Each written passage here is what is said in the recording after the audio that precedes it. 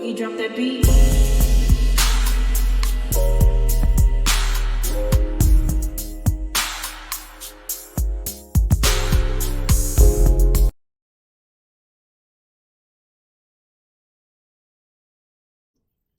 Hi everyone, welcome to my channel, Talking Out Loud with Miss Talkative. Everything I say is my own opinion, alleged, and strictly entertainment purposes. Remember, I'm just talking out loud. Please like, share, subscribe.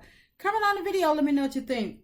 Y'all, why is it that Betty had more to say to Melody than the Scotts? Melody and Stormy, they had about 3 run-ins this season.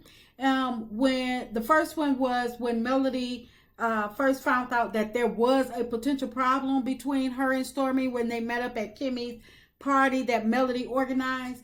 And the second one was at Melody's tea party where Betty tried to go off on her and tell her to shut up.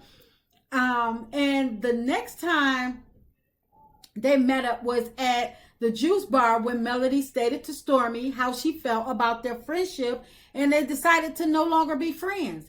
But not one of those times where Melody or Stormy irate or got indignant with one another. I mean, yes, Betty got indignant at the tea party, but I don't recall Stormy and Melody getting indignant with each other, getting irate, hollering at one another, or, you know, taking the cheap shots, calling each other names or anything like that.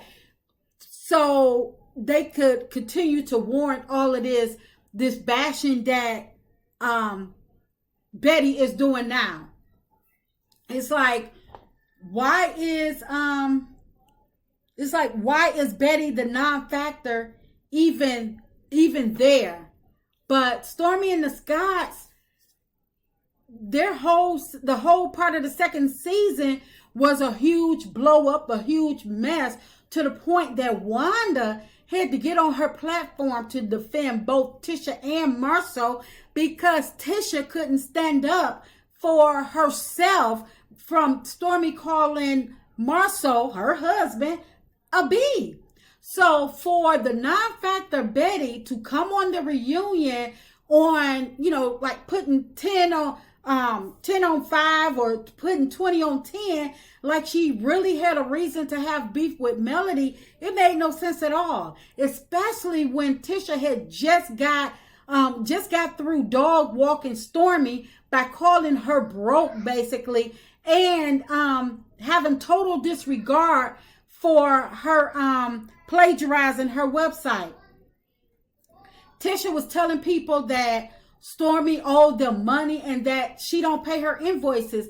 That's far more damaging than some people up under some comments talking about Stormy, or even guessing certain about Stormy, or thinking something was meant for Stormy that wasn't. They going after Melody off of pure speculation, what somebody else said and or speculated. But Tisha was right there in Stormy's face, dogging her out.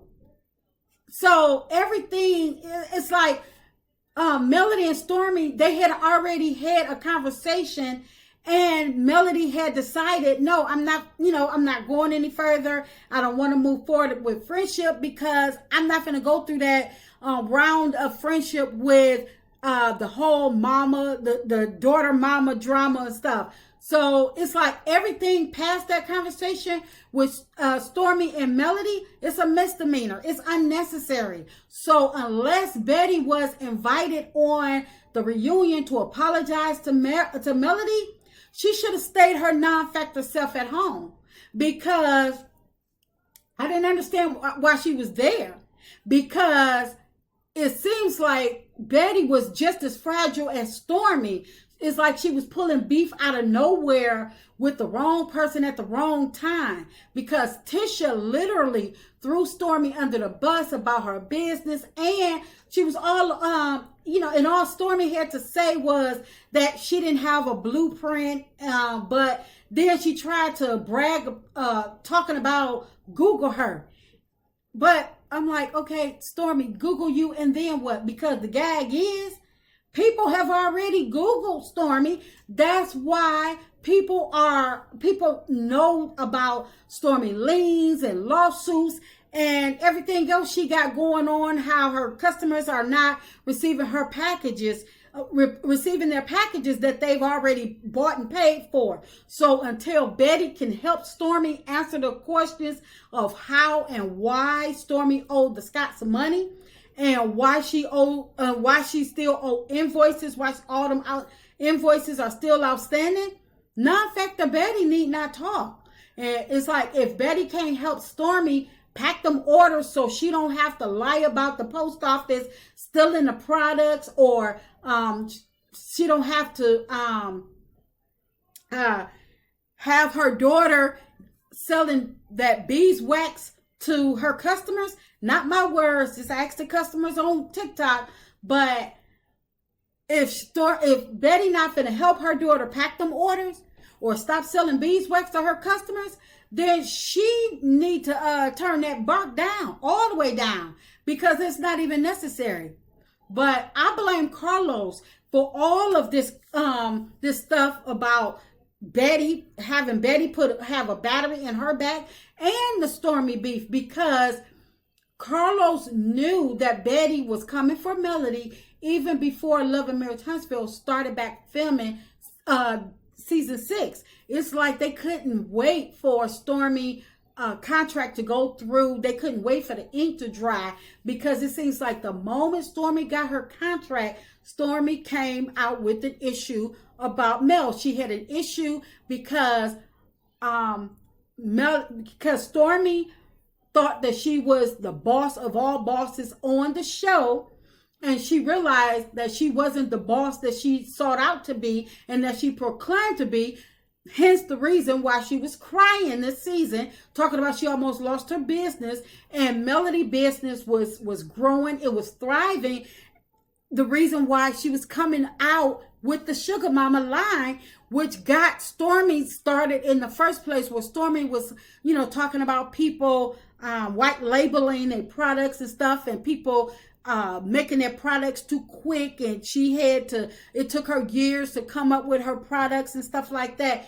I believe at that time Stormy was in the process of losing her business because she couldn't get a handle on stuff, because she had borrowed all that money, in my opinion, and she had got all these people to work for her to grow her business, to establish her business. And once she used their services, she did not pay these people. She had the business was growing, but she had so many people helping her grow her business, and she didn't realize that she had to actually start paying these people, and she couldn't keep up with the demands of her customers, pay these people, and it almost cost her business. And so she had to get this clear man to come in and save her company.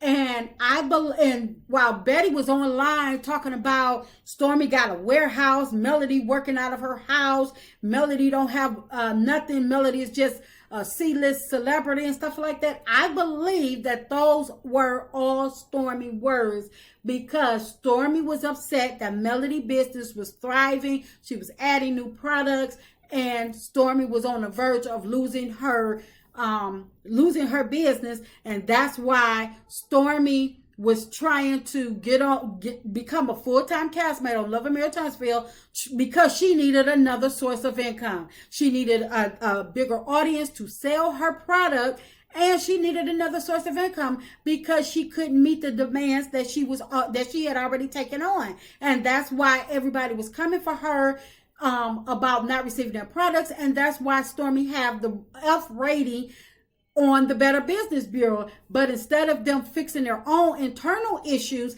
they decided to attack Melody, try to bring her business down, to try to shine more light and create a diversion and move people away from Melody's business, and try to make it seem like Stormy was the better business person because she can, talk about her Forbes issue, her land and stuff like that. But in actual, Stormy really didn't have it like she proclaimed to have it, and that's why Betty and Stormy continue to attack her. They know that the Scotts really don't have it like they proclaim, but Melody does. So Melody is their target. They feel as though if they can break Melody down, bring Melody down, then Stormy will be bigger than Melody, and it's not going to work because they just not a match for Melody. That's just my opinion. I'm just talking out loud. Please like, share, subscribe, comment on the video. Let me know what you think.